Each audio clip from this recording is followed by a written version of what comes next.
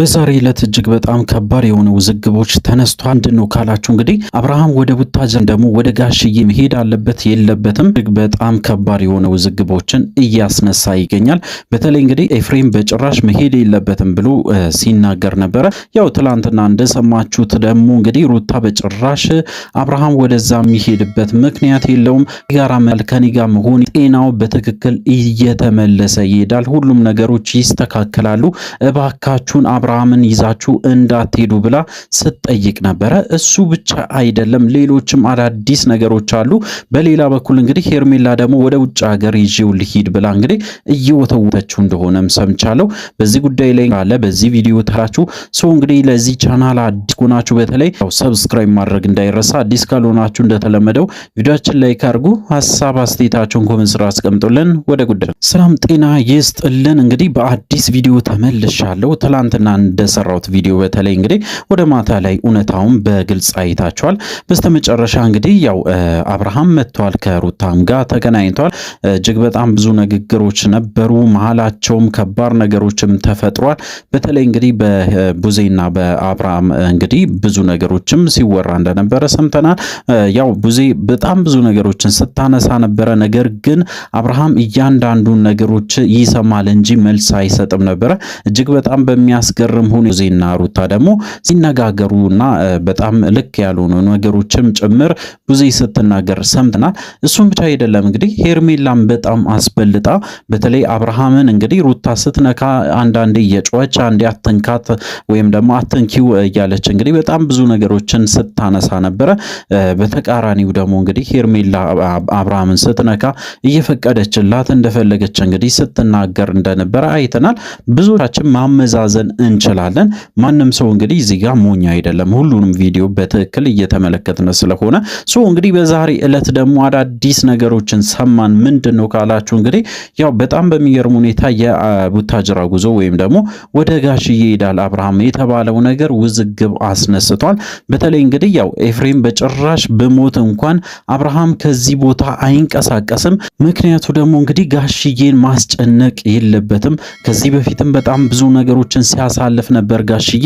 አሁን ላይ ለምንድነው እንደዚህ አይነት ውሳኔ የምትወስኑት? ጋሽዬም ቢሆን ሰላም ሊሰማው አይችልም። ከዚህ በፊትም በተደጋጋሚ ሲጠይቀኝ ነበር። ነገር ግን ወደዛ ከሄደ አብርሃም ምንም አይነት ሕክምናም አያገኝም። በዛ ላይ ደግሞ ጋሽዬም በጣም ይጨናነቃል። እሱ ብቻ አይደለም እንግዲህ ያው እናቴም ጭምር በጣም ስለምትጨነቅ ከዚህ ሁሉ እዚሁ ሆነን ጤናውን እንከታተላለን፣ እንደዛ ነው ማድረግ ያለብን ብሎ እንግዲህ በትክክል ሲናገር ነበረ። እሱ ብቻ አይደለም ዴቭም የራሱን ሐሳብ አንስቷል። ቡዜም እንደዚሁ እንግዲህ በጭራሽ ብሞት እንኳን አብርሃምን ወደ ጋሽዬ እልካለው፣ ወደ ቤተሰቤ እልካለው፣ እዛ ሆነ ነገሮችን በሙሉ እንዲጨርስ አረጋለው፣ ወደ ራሱ እንዲመለስ ያደርጉታል በእርግጠኝነት። ጋሽዬ ደግሞ ያንን ነገር የማድረግም ኃላፊነት አለበት ብላ እንግዲህ በግልጽ ስትናገር ነበረ። እንግዲህ በዚህ ነገር ላይ ውዝግብ ተነስቷል ማለት ነው። አብርሃም እንግዲህ ሲጠየቅ ምንም አይነት መልስ አይመልስም። ወደ ቡታጅራ መሄድ ትፈልጋለህ ወይስ ከሩታ ጋር ወይስ ከሄርሜላ ጋር ተብሎ እንኳን ሲጠየቅ ከማንም ጋር አይልም፣ ዝም ብቻ ነው የሚለው። እያንዳንዱን ነገሮችን ይሰማል፣ ነገር ግን በትክክል መልስ አይመልስም። ወይም ደግሞ መልሱ ራሱ በጣም ትንሽዬ ነው። እጅግ በጣም በሚያሳፍር ሁኔታ እንግዲህ አብርሃም ወደ ጤናው ኦልሞስት እየተመለሰበት ባለበት ሁኔታ ላይ ያው ሄርሜላ ይዛ እንደጠፋች በደንብ እናስታውሳለን። በስተመጨረሻ ምን ተከሰተ? ሄርሜላስ እንግዲህ ጤናው መለሰችለት ወይስ አልመለሰችለትም? ትላንትና አይታችኋል። እጅግ በጣም በሚገርም ሁኔታ እንግዲህ ምንም አይነት ጤናው ሳይመለስ ወይም ደግሞ እንደውም ጭራሽ ብሶበት አብርሃም ሌላ አይነት ነገር ሆኖ ነው የመጣ። በተለይ አይናገርም፣ ምንም ነገሮችን በቀላሉ የሚመለከተው ጭቅጭቅ ያለበት ቦታ ብቻ ነው የማይፈልገው፣ ሰላም የሆነ ቦታ ነው የምፈልገው ብቻ ነው የሚለው። ከዛ ውጪ ግን ምንም አይነት ስሜት አይሰጠውም። ከሩታ ጋም ከሄርሜላ ጋም ከቤተሰቡም ጋር መሆንም ይሄን ያህል ፍላጎት እንደሌለው እያሳየ ይገኛል ብሎም እንግዲህ አንዳንድ ሰዎችም ኮሜንት ሲያረጉ ነበር። በተለይ እንግዲህ ያው ልጁን ካየ ወደ ቤቱ መመለስ ወይም ደግሞ ቤቱ መመኘቱ አይቀርምና እባካችሁ ልጁን አሳዩት ብሎም እንግዲህ በጣም ሲለምኑ የነበሩ ሰዎችም አሉ።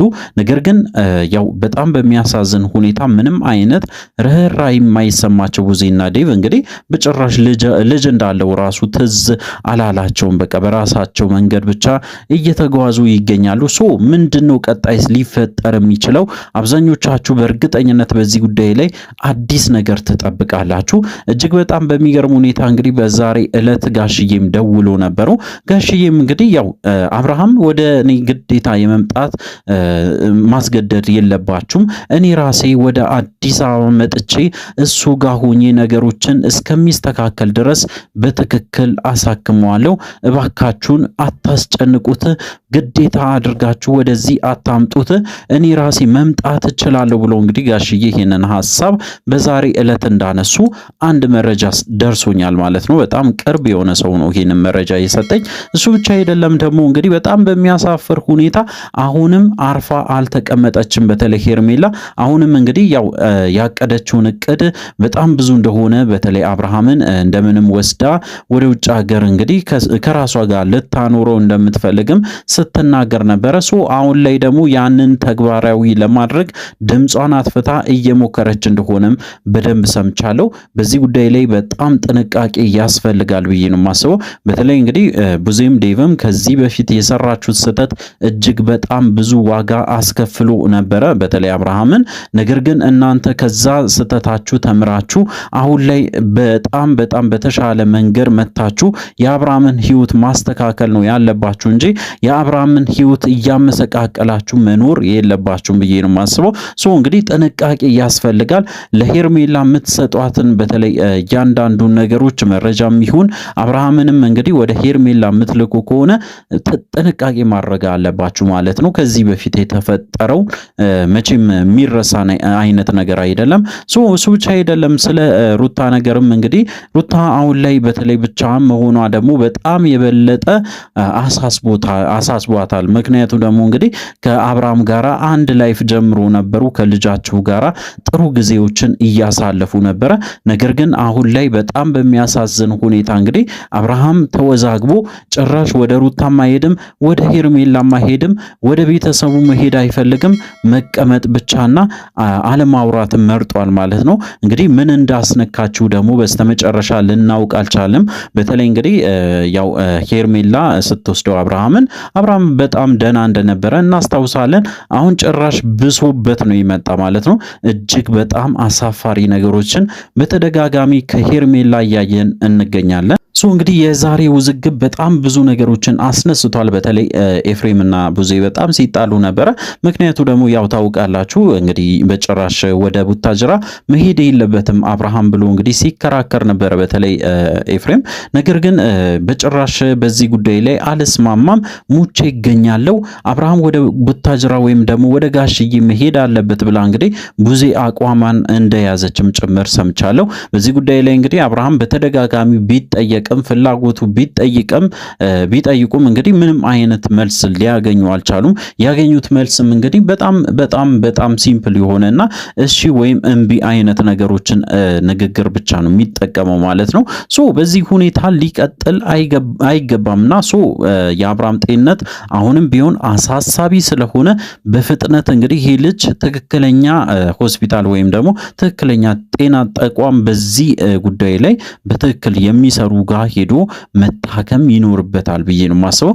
ስለዚህ እንግዲህ ርብርብ ማድረግ አለባቸው። በተለይ ሩታም ይሁን ነቡዜም በተለይ ነቡዜ ደግሞ እንግዲህ ለዚህ ጉዳይ በጣም ትልቅ ኃላፊነት ወስዳቸዋል። ስለሆነ አሁንም ቢሆን እንደምንም ብላችሁ የወንድማችሁን ሕይወት ብታስተካክሉ ጤናውን ብትመልሱ እጅግ በጣም መልካም ነው ብዬ ነው የማስበው። ሶ አዳዲስ ነገሮች አሉ እንግዲህ በቅርቡ ደግሞ አዲስ ነገር ለእናንተ ለማድረስ እንሞክራለን። ስለዚህ እንግዲህ ለዚህ ቻናል አዲስ ከሆናችሁ ከወዲሁ ሰብስክራይብ ማድረግ እንዳይረሳ። አዲስ ካልሆናችሁ እንደተለመደው ቪዲዮአችን ላይክ አድርጉ፣ ሐሳብ አስተያየታችሁን ኮሜንት ስራ አስቀምጡልን።